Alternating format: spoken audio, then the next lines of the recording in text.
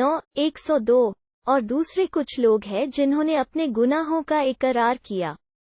उन्होंने मिले जुले कर्म किए, कुछ अच्छे और कुछ बुरे। आशा है कि अल्लाह की कृपा स्पष्ट उन पर हो। निस्संदेह अल्लाह अत्यंत क्षमाशील, दयावान है। 103। तुम उनके माल में से दान लेकर उन्हें शुद्ध करो और उनके द्वारा उन की आत्मा को विकसित करो और उनके लिए दुआ करो। निस्संदेह तुम्हारी दुआ उनके लिए सर्वथा परितोष है। अल्लाह सब कुछ सुनता जानता है। 104। क्या वे जानते नहीं कि अल्लाह ही अपने बंदों की तौबा कबूल करता है और सदके लेता है, और यह कि अल्लाह ही तौबा कबूल करने वाला अत्यंत दयावान है। 105। कह दो, कर्म किए जाओ, अभी अल्लाह और उसका रसूल और ईमान वाले तुम्हारे कर्म को देखेंगे, फिर तुम उसकी ओर पलटोगे, जो छिपे और खुले को जानता है। फिर जो कुछ तुम करते रहे हो, वो सब तुम्हें बता देगा। 106। और कुछ दूसरे लोग भी हैं जिनका मामला अल्लाह का हुक्म आने तक स्थगित है, चाहे वो उन्हें यातना दे या उनकी तौबा कबूल करे। अल्लाह सर्वज्ञ तत्वदर्शी है। 107। और कुछ ऐसे लोग भी हैं जिन्होंने मस्जिद बनाए इसलिए कि नुकसान पहुंचाएं और कुफ्र करें, और इसलिए कि ईमान वालों के बीच फूट डाले और उस व्यक्ति के घात लगाने का ठिकाना बनाएं जो इससे पहले अल्लाह और उसके रसूल से लड़ चुका है। वे निश्चय ही कस्में खाएंगे कि हमने तो बस अच्छा ही चाहा था, किंतु अल्लाह गवाही देता है कि वे बिल्कुल झूठे हैं। 108। तुम कभी भी उसमें खड़े न होना। वो मस्जिद जिसकी आधारशिला पहले दिन ही से ईशप्रायणता पर रखी गई है, वो इसकी ज्यादा हकदार है कि तुम उसमें खड़े हो। उसमें ऐसे लोग पाए जाते हैं जो अच्छी तरह स्वच्छ रहना पसंद करते हैं, और अल्लाह भी पाक साफ रहने वालों को पसंद करता है। 109। फिर क्या वो अच्छा है जिसने अपने भवन की आधारशिला अल्लाह के भय और उसकी खुशी पर रखी है, या वो जिसने अपने भवन की आधारशिला किसी खाई के खोखले कगार पर रखी जो गिरने को है, फिर वो उसे लेकर जहन्नम की आग में जा गिरा? अल्लाह तो अत्याचारी लोगों को सीधा मार्ग नहीं दिखाता। 110। उनका यह भवन जो उन्होंने बनाया है सदैव उनके दिलों में खटक बनकर रहेगा। हाँ, यदि उनके दिल ही टुकड़े टुकड़े हो जाएं तो दूसरी बात है। अल्लाह तो सब कुछ जानने वाला अत्यंत तत्वदर्शी है। 111। निस्संदेह अल्लाह ने ईमान वालों से उनके प्राण और उनके माल इसके बदले में खरीद लिए हैं कि उनके लिए जन्नत है। वे अल्लाह के मार्ग में लड़ते हैं तो वे मारते भी हैं और मारे भी जाते हैं। यह उनके जिम्मे तौरात, इंजील और कुरान में किया गया एक पक्का वादा है, और अल्लाह से बढ़कर अपने वादे को पूरा करने वाला हो भी कौन सकता है।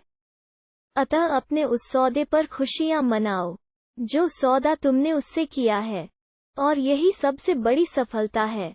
112। वे ऐसे हैं जो तौबा करते हैं, बंदगी करते हैं, स्तुति करते हैं, अल्लाह के मार्ग में भ्रमण करते हैं, अल्लाह के आगे झुकते हैं, सजदा करते हैं, भलाई का हुक्म देते हैं और बुराई से रोकते हैं, और अल्लाह की निर्धारित सीमाओं की रक्षा करते हैं, और इन ईमान वालों को शुभ सूचना दे दो।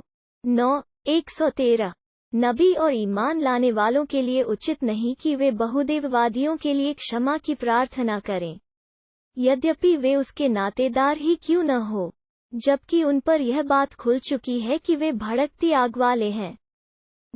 114। इब्राहिम ने अपने बाप के लिए जो क्षमा की प्रार्थना की थी, वो तो केवल एक वादे के कारण की थी, जो वादा वो उससे कर चुका था। फिर जब उस पर यह बात खुल गई कि वो अल्लाह का शत्रु है तो वो उससे विरक्त हो गया। वास्तव में इब्राहिम बड़ा ही कोमल हृदय, अत्यंत सहनशील था। 115। अल्लाह ऐसा नहीं कि लोगों को पथभ्रष्ट ठहराए, जबकि वो उनको राह पर ला चुका हो, जब तक कि उन्हें साफ साफ वे बातें बता न दे जिनसे उन्हें बचना है। निस्संदेह अल्लाह हर चीज को भली भांति जानता है। 9:116 आकाशों और धरती का राज्य अल्लाह ही का है। वही जिलाता है और मारता है। अल्लाह से हटकर न तुम्हारा कोई मित्र है और न सहायक। 9:117 अल्लाह नबी पर मेहरबान हो गया और मुहाजिरों और अंसार पर भी, जिन्होंने तंगी की घड़ी में उसका साथ दिया।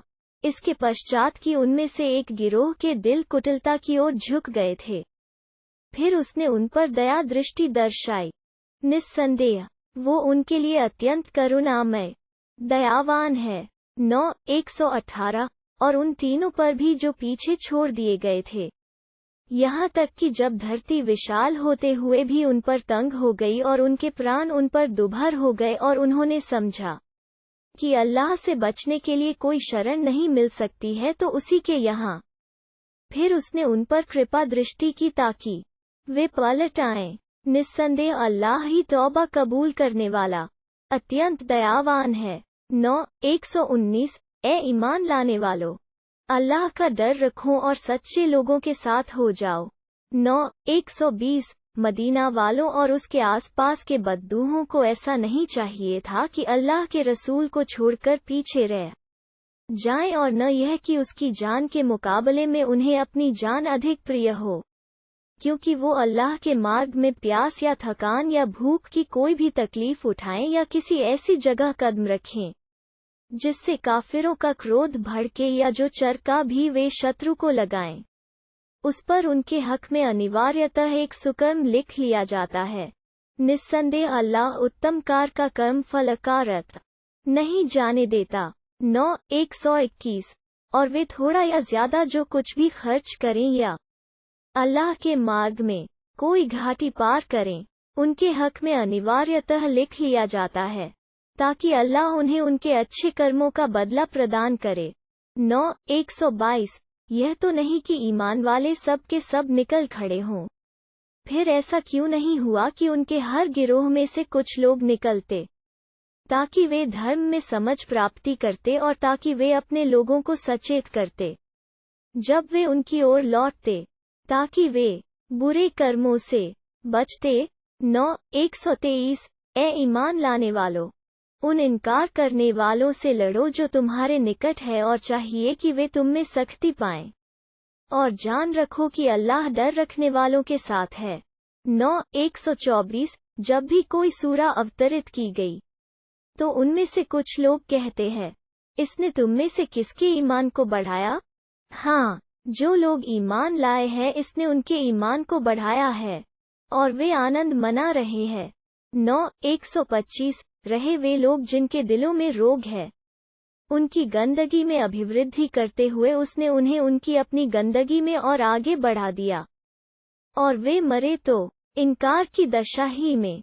9:126 क्या वे देखते नहीं कि प्रत्येक वर्ष वे 1 या 2 बार आजमाइश में डाले जाते हैं, फिर भी न तो वे तौबा करते हैं और न चेतते। 9:127 और जब कोई सूरा अवतरित होती है तो वे परस्पर एक दूसरे को देखने लगते हैं कि तुम्हें कोई देख तो नहीं रहा है, फिर पलट जाते हैं। अल्लाह ने उनके दिल फेर दिए, क्योंकि वे ऐसे लोग हैं जो समझते नहीं हैं। 9:128 तुम्हारे पास तुम्ही में से एक रसूल आ गया है, तुम्हारा मुश्किल में पड़ना उसके लिए असह्य है, वो तुम्हारे लिए लालयत है, वो मोमिनों के प्रति अत्यंत करुणामय दयावान है। 9:129 अब यदि वे मुंह मोड़े तो कह दो, मेरे लिए अल्लाह काफी है, उसके अतिरिक्त कोई पूज्य प्रभु नहीं, उसी पर मैंने भरोसा किया और वही बड़े सिंहासन का प्रभु है। 10:1 ये तत्वदर्शिता युक्त किताब की आयतें हैं। 10:2 क्या लोगों को इस बात पर आश्चर्य हो रहा है कि हमने उन्हीं में से एक आदमी की ओर प्रकाशना की कि लोगों को सचेत कर दो, और जो लोग मान लें उनको शुभ समाचार दे दो कि उनके लिए रब के पास शाश्वत सच्चा उन्नत स्थान है। इनकार करने वाले कहने लगे, निस्संदेह यह एक खुला जादूगर है। 10:3 निस्संदेह तुम्हारा रब वही अल्लाह है जिसने आकाशों और धरती को 6 दिनों में पैदा किया, फिर सिंहासन पर विराजमान होकर व्यवस्था चला रहा है। उसकी अनुज्ञा के बिना कोई सिफारिश करने वाला भी नहीं है। वो अल्लाह है तुम्हारा रब, अतः उसी की बंदगी करो। तो क्या तुम ध्यान न दोगे? 10:4 उसी की ओर तुम सबको लौटना है। ये अल्लाह का पक्का वादा है। निस्संदेह वही पहली बार पैदा करता है, फिर दोबारा पैदा करेगा, ताकि जो लोग ईमान लाए और उन्होंने अच्छे कर्म किए उन्हें न्यायपूर्वक बदला दे। रहे वे लोग जिन्होंने इनकार किया उनके लिए खौलता पेय और दुखद यातना है, उस इनकार के बदले में जो वे करते रहे। 10:5 वही है जिसने सूर्य को सर्वथा दीप्ति और चंद्रमा का प्रकाश बनाया और उनके लिए मंजिलें निश्चित की, ताकि तुम वर्षों की गिनती और हिसाब मालूम कर लिया करो। अल्लाह ने यह सब कुछ स्वदेश ही पैदा किया है। वो अपनी निशानियों को उन लोगों के लिए खोल खोल कर बयान करता है जो जानना चाहें। 10:6 निस्संदेह रात और दिन के उलटफेर में और जो कुछ अल्लाह ने आकाशों और धरती में पैदा किया उसमें डर रखने वाले लोगों के लिए निशानियां हैं। 10:7 रहे वे लोग जो हमसे मिलने की आशा नहीं रखते और सांसारिक जीवन ही पर निहाल हो गए हैं और उसी पर संतुष्ट हो बैठे, और जो हमारी निशानियों की ओर से असावधान है। 10:8 ऐसे लोगों का ठिकाना आग है, उसके बदले में जो वे कमाते रहे।